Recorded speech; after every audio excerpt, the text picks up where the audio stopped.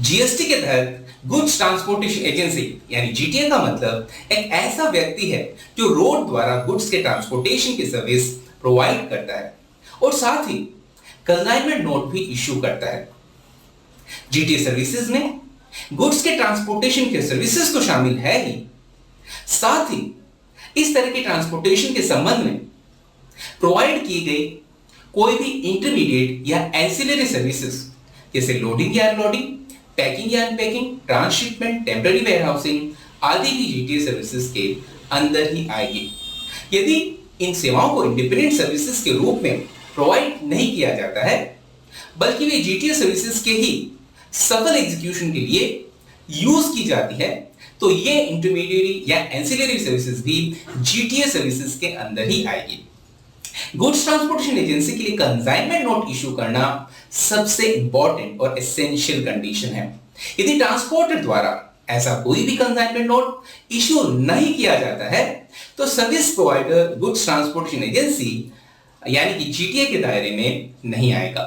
Consignment note का भी अपना सिग्निफिकेंस है। जब एक कंसाइनमेंट नोट इशू किया जाता है तो इसका मतलब है कि गुड्स पर लियन ट्रांसपोर्टर को ट्रांसफर कर दिया गया। दूसरे शब्दों में ट्रांसपोर्टर गुड्स के लिए तब तक जिम्मेदार हो जाता है जब तक कि गुड्स की कंसाइनी को सुरक्षित डिलीवरी नहीं हो जाती है। अब यहां एक बात ध्यान देने योग्य है, ऐसे प्राइवेट ट्रक और टेम्पो ऑपरेटर्स जो रोड से तो ट्रांसपोर्टेशन सर्विसेज प्रोवाइड करते हैं लेकिन कोई भी कंसाइनमेंट नोट इशू नहीं करते हैं तो वे जीटीए यानी कि गुड्स ट्रांसपोर्टेशन एजेंसी नहीं माने जाएंगे। और हां, ऐसे इंडिविजुअल ट्रक और टेम्पो ऑपरेटर्स जो कंसाइनमेंट नोट इशू नहीं करते हैं उनके द्वारा प्रोवाइड की गई ट्रांसपोर्टेशन सर्विसेज जीएसटी के तहत एग्जेम्प्ट है।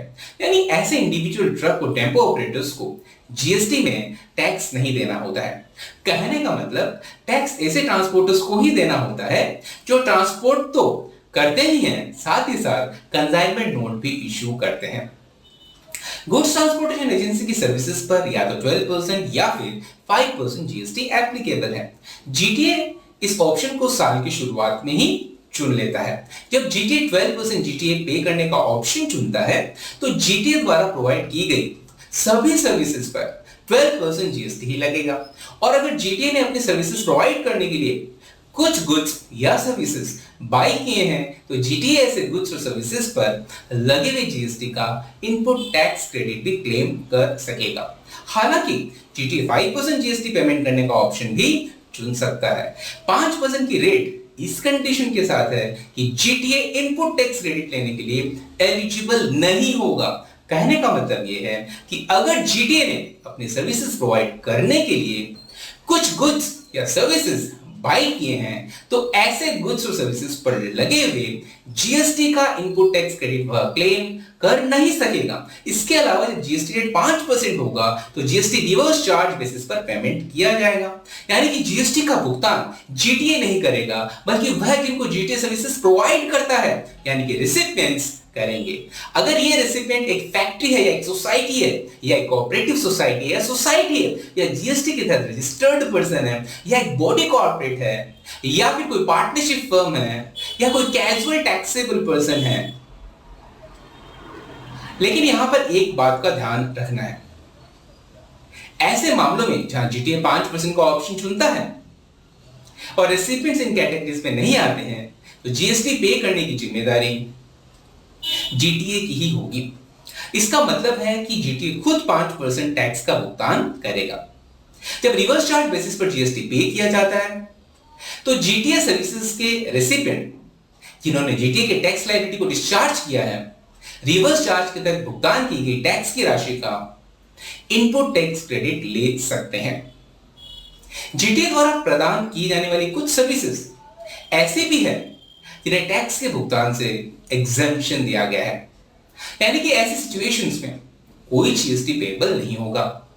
इन सर्विसेज में एग्रीकल्चरल प्रोड्यूस का ट्रांसपोर्टेशन शामिल है जहां एक कैरियज में ले जाए जाने वाले कंसाइनमेंट के लिए चार्ज किया जाने वाला कंसिडरेशन 1500 रुपए से अधिक नहीं है, जहां एक ही कंसाइनी के लिए ट्रांसपोर्ट किए गए सभी गुड्स के ट्रांसपोर्टेशन के लिए चार्ज किए जाने वाला कंसिडरेशन 750 रुपए से अधिक नहीं है।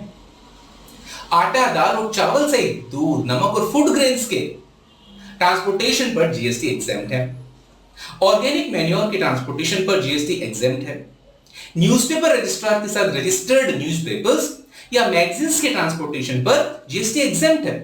प्राकृतिक या मानव निर्मित आपदाओं, दुर्घटनाओं या हादसों के शिकार लोगों के लिए राहत सामग्री के ट्रांसपोर्टेशन पर कोई जीएसटी नहीं लगता है। इसके अलावा डिफेंस या मिलिट्री इक्विपमेंट्स के ट्रांसपोर्टेशन पर कोई जीएसटी नहीं लगेगा। यहां मैं एक दिलचस्प बात जोड़ना चाहूंगा। यदि अगर कोई जीटीए ट्रांसपोर्टेशन सर्विसेज प्रोवाइड करने के लिए गुड्स कैरियज हायर करता है, तो गुड्स कैरियज को भाड़े पर देने वाले व्यक्ति को जो हायर चार्जेस रिसीव होते हैं, ऐसे हायर चार्जेस पर जीएसटी लागू नहीं है। दूसरे शब्दों में गुड्स ट्रांसपोर्ट एजेंसी को जो व्यक्ति गुड्स कैरियज किराए पर देता है, ऐसे व्यक्ति को हायर चार्जेस पर जीएसटी देने की जरूरत नहीं है। अब एक सवाल उठता है, जीएसटी के तहत जीटीए के लिए रजिस्ट्रेशन कराना क्या कंपल्सरी है? ये एक बड़ा ही कॉम्प्लेक्स सब्जेक्ट है, पर चलिए इसको भी समझने की कोशिश करते हैं। अगर जीटीए केवल उन गुड्स को ट्रांसपोर्ट करता है जहां टोटल टैक्स का पेमेंट रिवर्स चार्ज बेसिस के तहत रेसिपिएंट द्वारा ही किया जाना है, फिर चाहे भले ही जीएसटी का टर्नओवर रजिस्ट्रेशन के लिए मिनिमम टर्नओवर की लिमिट से अधिक ही क्यों ना हो, तो ऐसे सिचुएशन में जीएसटी को रजिस्ट्रेशन लेने की जरूरत नहीं है। यदि जीएसटी द्वारा प्रोवाइड किए जाने वाली सभी सर्विसेज पर 12% अगर जीटीए देता है और फाइनेंशियल ईयर में एग्रीगेट टर्नओवर जीएसटी रजिस्ट्रेशन के लिए मिनिमम टर्नओवर लिमिट से अधिक है, तो ऐसी स्थिति में जीटीए को जीएसटी रजिस्ट्रेशन लेना होगा।